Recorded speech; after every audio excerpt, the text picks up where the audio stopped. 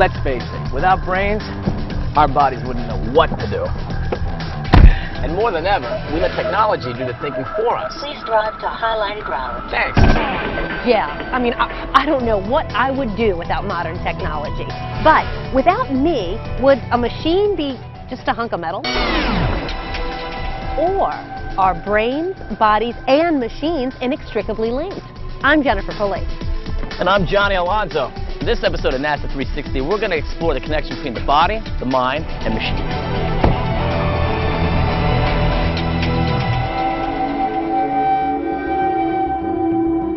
From tools we'll use in future space travel, built to think like us, and even look like us. Two very real applications we need right now, right here on Earth. But first, mind and machine merge in the virtual reality of the International Space Station. Can you imagine what it'd be like doing a spacewalk? I mean, what goes on through your mind the second you dip out of the craft into the vastness of space? Awe? Fear? Total amazement? Yeah, definitely all of the above. But how do astronauts prepare for such an experience like that? Follow me. Well, for one thing, they swap stories. But they also pay a visit to this guy, Dave Homan, here at the Virtual Reality Lab at Johnson Space Center. How are you? Good, how you doing? Good to see you. Glad to see you. So, astronauts do some training here, right? They do their training here. This is a virtual reality facility. We can assemble the actual space station orbiter configuration as it would actually be in space. Can we give it a test spin? Sure thing. Let's go. Right in there. Right on. And that's gonna be me, right? I wish it was in basic black. I'm still gonna throw up. We just shampooed the carpets last night.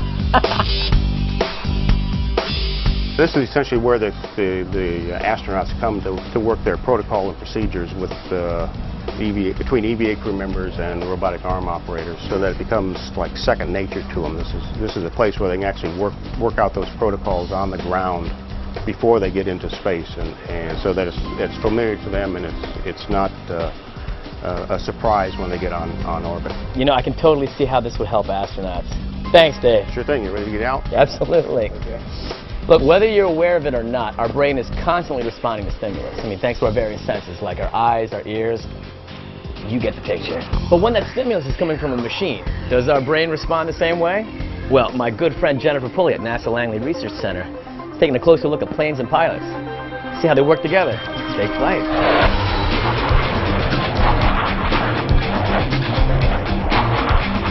One of the finest examples in history of how humans have used their minds to build machines to take their body places is aviation. Now, the technology aboard planes has come a long way, of course. Cockpits are digital, and they're more automated than ever. But is it possible to have too much of a good thing? Let's find out.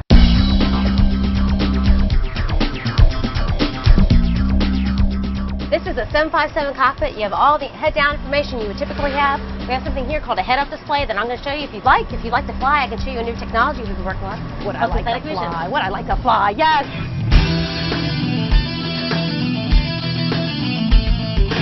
Stir clutch? Okay, well, I'm going to go ahead and put the sim into operate.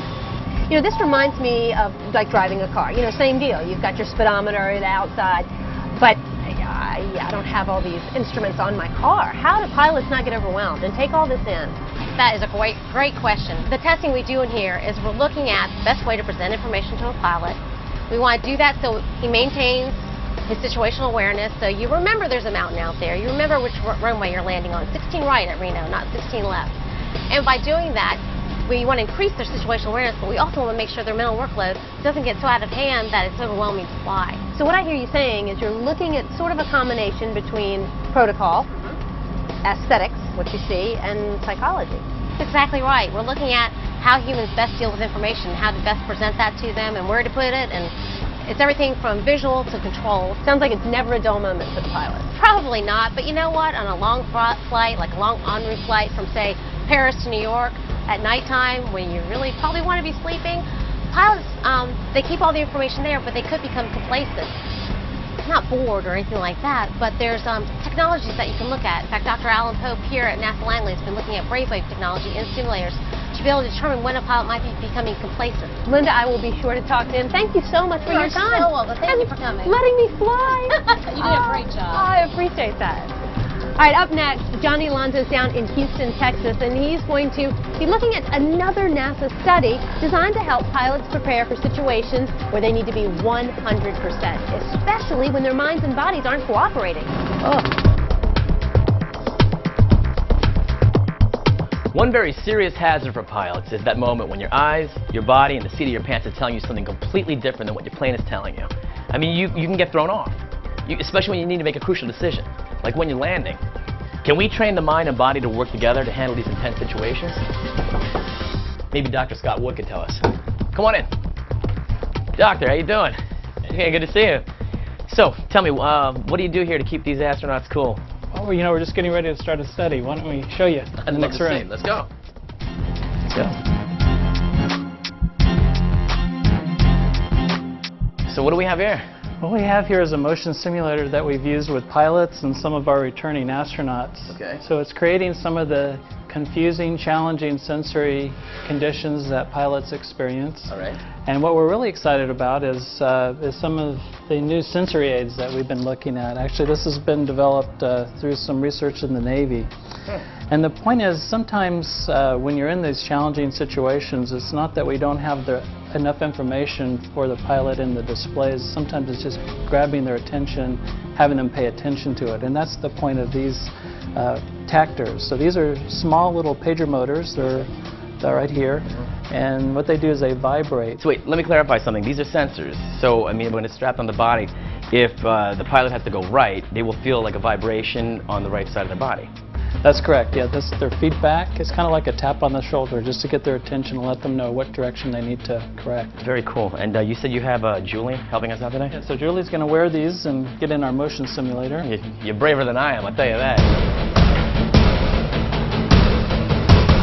Okay, Julie, now we're going to try that with the tactor feedback. So what are you having her do, Doc? We're having her controller position so as the computer moves the chair off axis, she's trying to keep herself centered, similar to a pilot trying to keep their aircraft hovering in the same position.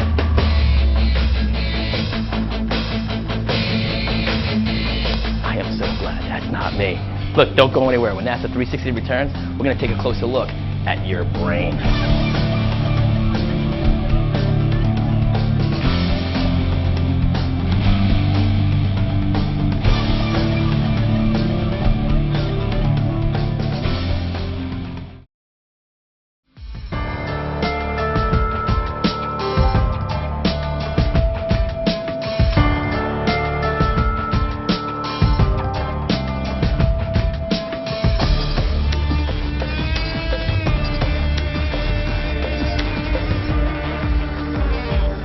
Notice that anytime you're thrown off balance, the first thing you want to do is to get some solid footing. Well, your feet know where to go because you know which way is up and you know which way is down. You can do that because of something called the vestibular system. Now that's the system that sends signals from the inner ears to the eyes to the muscles that keep us upright. Most of the time, the vestibular system does its thing without us ever having to consciously think about it. But guess what? In space, in the free fall of microgravity, there is no up and there is no down. And that throws the vestibular system way off. In fact, it makes some people physically ill. It's a little something that folks here at NASA call space motion sickness. But researchers think with a little training, astronauts can actually use their minds to overcome their body's desire to, well, you know. It's true. Space motion sickness causes problems, but NASA is now working on additional training for astronauts before they fly, and this is where that'll happen. This is Deborah Harm, and she's working on ways to prevent space motion sickness. How are you? Good. How are you? Good. Nice Good to see you. My pleasure. What do you call this thing? Its official name is DOME, which is an acronym for Device for Orientation and Motion Environments. Okay. But most people just think of it as a big virtual reality training system. Cool. And we're getting ready to test someone. Would you like to come in and see? Sure, let's check it out. Okay. But I hope I don't get sick. Wow, wow. This is neat. Full immersion virtual environment system. Totally. When does space sickness often occur? On the way to space or throughout the mission? It doesn't occur throughout the mission. The biggest time for space motion sickness is in the first 24 to 72 hours on orbit, and then again upon return from spaceflight. Oh. So, and any time you change the gravity conditions, there's likely to be some motion sickness. Can we fire this up? Yep, it's ready to go. We just have to show her how to use the space ball, and she can fly through the station. Well, while you're showing her, I'm walking out. You guys do what you got to do.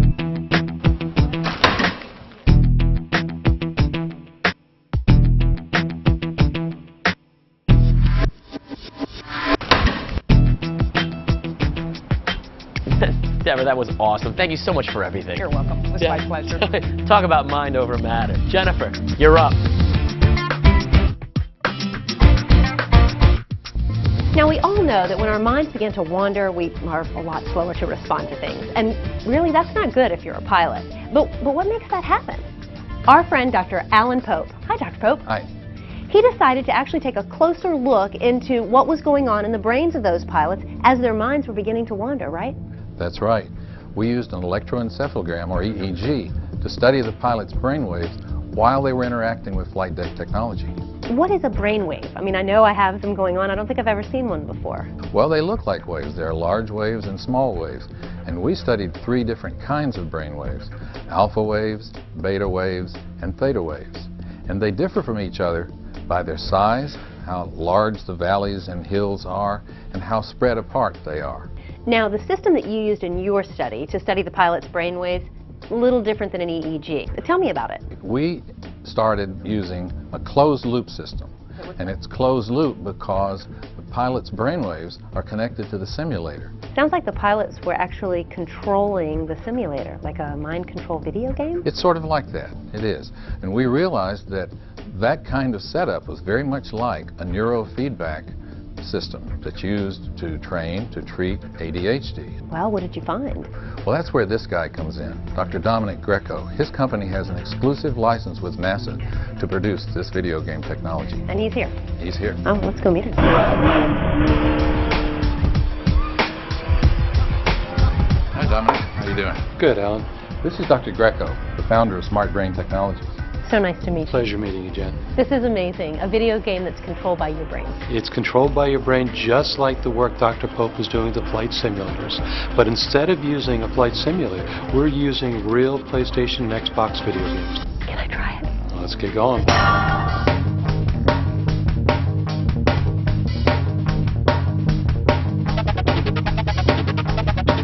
You're getting lots of feedback from your brain activity.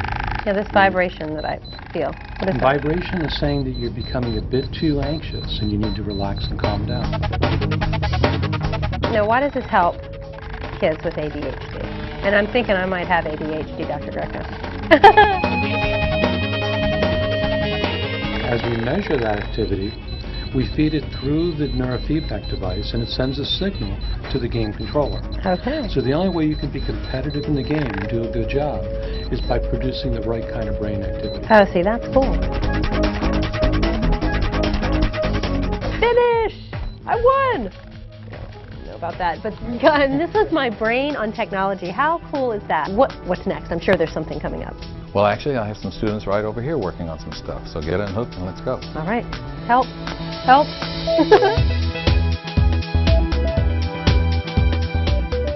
Here's some of my students who are working on the next generation of neurofeedback video game with an educational component.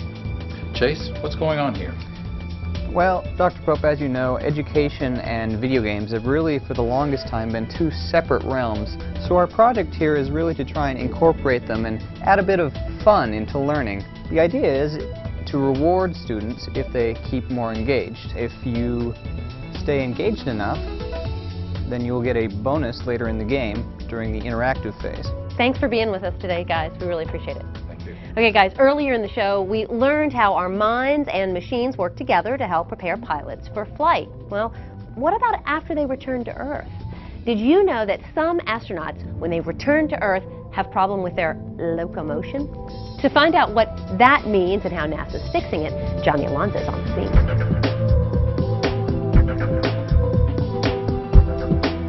Okay, so we know our vestibular system is what keeps us upright and balanced here on Earth.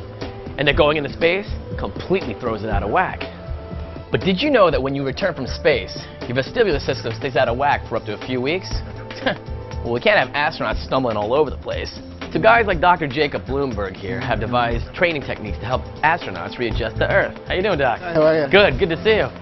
Why do astronauts have such a hard time readapting to Earth? Well, the human brain is remarkably adaptable and adapts to the zero-G environment of space.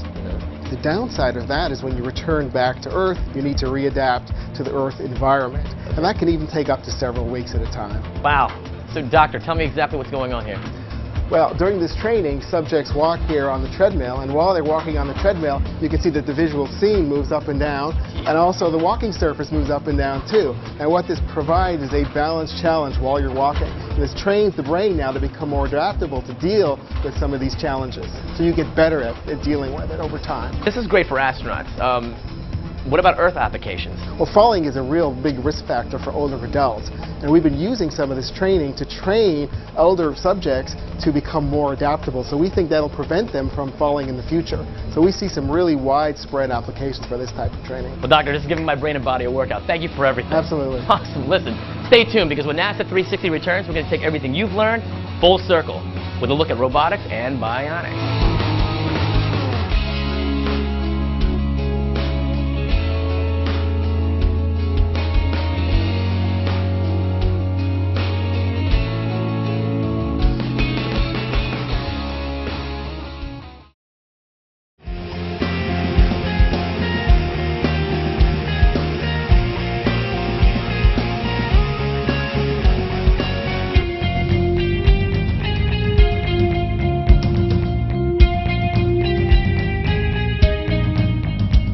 We all connect with various machines throughout the day, especially if we're at work. But what if your job is in an extremely remote location with intense physical demands? Oh, you might need your machine to do some of your work for you. Johnny Alonso is going behind the scenes to ask NASA, what has your robot done for you lately?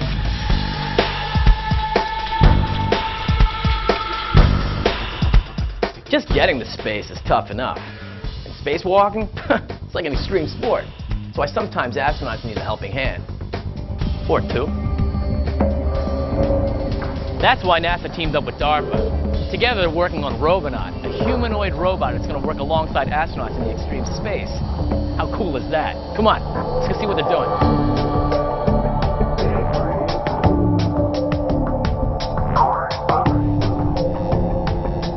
Hey, what's going on, bro? Johnny, hey, man. Good to see you. Good to see you too. Needless to say, this is Robonaut, right? Absolutely, this is Robonaut, and actually this is Robonaut in our planetary configuration. We actually have several different lower bodies that we put on Robonaut, but in this instantiation of the robot we've got a four-wheel drive base. Nice.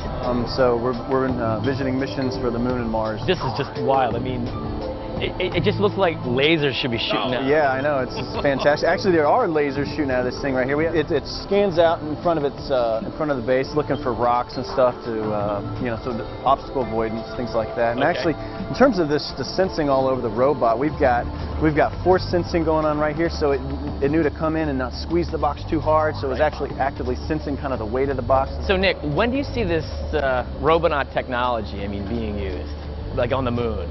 So as we head back to the moon, circa 2020, before the human missions end up on the moon, you can envision Robonaut landing on the moon, a year or two ahead of the humans to start, digging trenches for lack of a putting together habitat. Exactly, doing all the preparatory work that's going to be required so that when the astronauts land on the moon, they're just productive out of the box. So is this timed 1-to-1? Oh man, that's a great question. It depends on where it's operated from, and it depends on factors like the speed of light and stuff like that. So what we're actually looking in that instance is something that we call supervisory control, whereas I'm a guy back at Mission Control or a person in a lab or in a HAB module operating maybe 2 or 3 of these robots. And what I'm starting to do is I'm starting to tell the robot, go over here and do this activity. So I'm actually not controlling the actions of the robot 1-to-1, but I've stepped back at a very high level and I'm controlling maybe 3 or 4 of these things, just pointing out activities for them to do. So I just realized that Robonaut's spun, what, about 180 degrees? when it's anthropomorphic like this, when I'm running the robot, it's then intuitive for me to control. So when I teleoperate the robot, I put the headset on, I put the virtual reality glove, and I step into this huge virtual environment of the robot. And I look down and I got robot arms, I got robot hands, I got robot legs. Yeah. And as I move around, the robot moves around and mimics my actions. You get a lot of advantage by making it look like a human. Nick, thanks a lot, bro. Johnny, pleasure, man. See you soon, huh? Robonaut, later. Robotic technology obviously has some important applications in space, but lately, it's been making a huge impact here on Earth. Combining the powers of mind and the machine right where the body needs it, that's a technology with a whole lot of heart.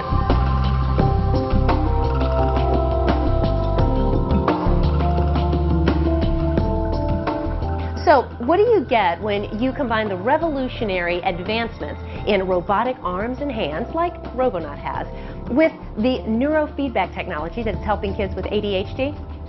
Only the most amazing connection between mind, body, and machine. Bionic prosthetics. You heard me right.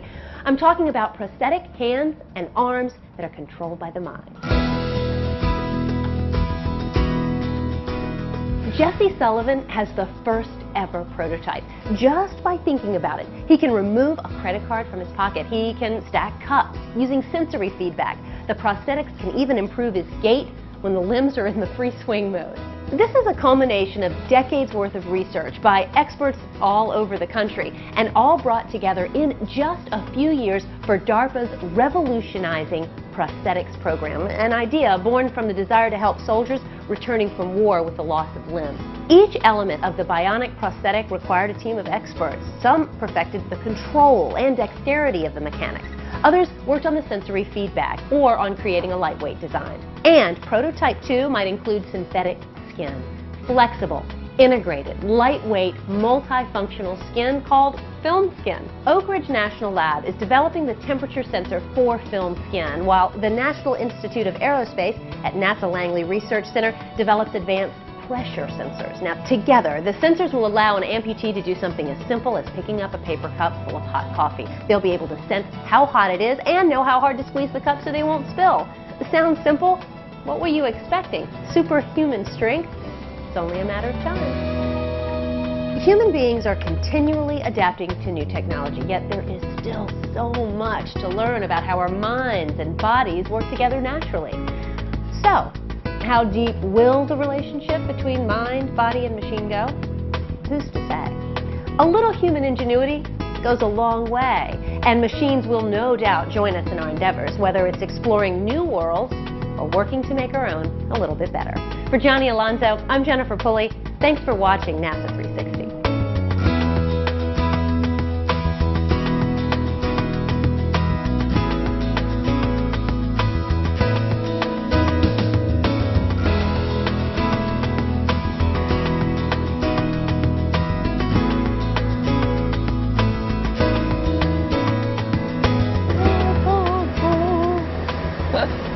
Wow. Am I a spaz or what? Is this working out? The limbs are in the free swing mode. Ooh.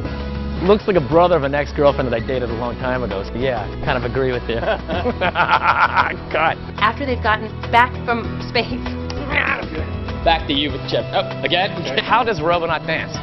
Well, I mean, we've actually programmed the YMCA. You did? Can you show? Yeah, I mean, it's just, just... But it wouldn't be like, kind of like... It'd be kind of the YMCA. Or, oh my God, this camera's rolling!